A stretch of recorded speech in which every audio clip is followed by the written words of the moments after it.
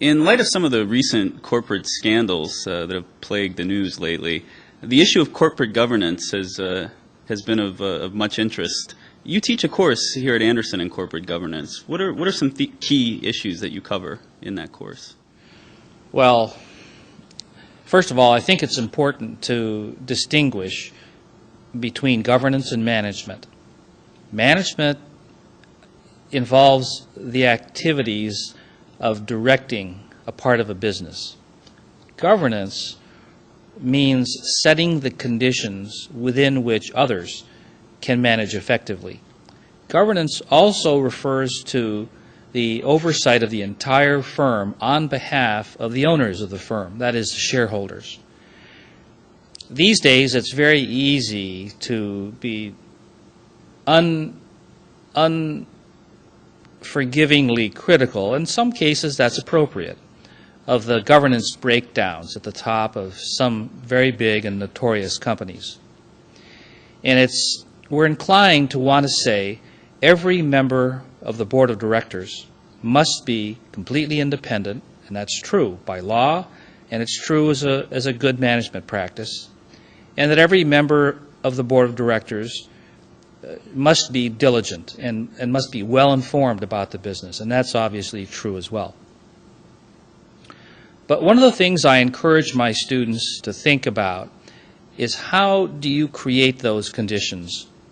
If you're in New York or Los Angeles, it's not too difficult to put together a board of directors of 10 or 11 people who don't know each other, whose companies don't do business with the company on whose board they serve, and who can be fully independent.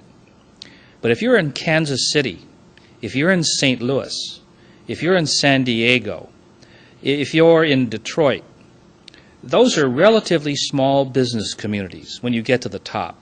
And the people at the senior levels know each other. Chances are they do business together, or they have, or they will in the future. And now it's not so easy to find people who are fully independent in every way, and instead you have to understand how you can construct the right kinds of safeguards, the right kinds of customs, habits, and practices that will bring about the kind of true independence and thinking only about the welfare of the shareholders that we need.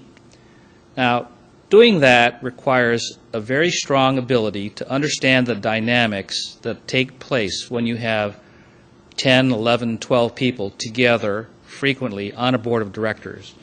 Because the members of the board of directors, after all, are like you and me. They're human beings. And they have feelings and they have passions and they make mistakes. And above all else, having an effective board of directors means having an effective group of people who work together, each of them necessarily independent of the others, and yet at the same time all of them working together as a team. Now, how do you get 11 senior, experienced, powerful people to do that, to work completely on their own, each engaging in completely independent decision-making, debating all the issues, and debating them sometimes in a very tough and a very intense way, yet having the ability to come together and work as a team? That's a very difficult thing to do, and as a result, there are many boards of directors that get into trouble because either people lose their ability to be independent of one another and of the management, or because they lose their ability to work together as a team. Both of those are very, very serious shortcomings that can develop. The other thing that's important about a board is even though you may not serve on a board of directors for several years, the work that you do inside the company that you're employed by is going to be heavily affected by the decisions made by the board. And it's important for you, if you're going to be effective as a junior leader within the company, to understand the kinds of things that are important to a board, to understand the point of view of board members, to understand the dynamics of decision-making on the board. And those are the kinds of things that we cover, hoping to prepare you so that you'll know that those issues are there, you'll think about them, and in time develop your own skill sufficiently that you can be a good board member too. Another topic that's been in the news lately is CEO compensation. And in fact, Fortune magazine and CBS News have argued that CEO compensation is out of control. Both of these stories point to what they call a breakdown in corporate governance as a sign, or a cause rather, of out of control compensation. Would you agree with this assessment?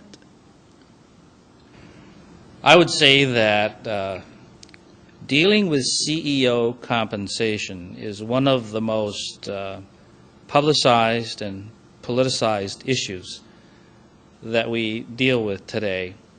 And here I think a school of management like ours has a very important role to play. And that is that we need to be an independent voice.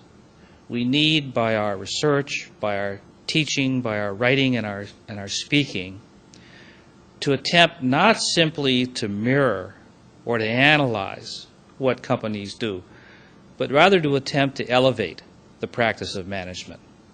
And I think that there are many, many cases in which senior executives are not subjected to adequate scrutiny by boards of directors, and which compensation has clearly gotten out of control. I say it's all too infrequent that faculties of our leading business schools have been willing to put their necks out on the line to speak up and to be heard in attempting to improve the practices of governance and of management. And that's what we ought to do.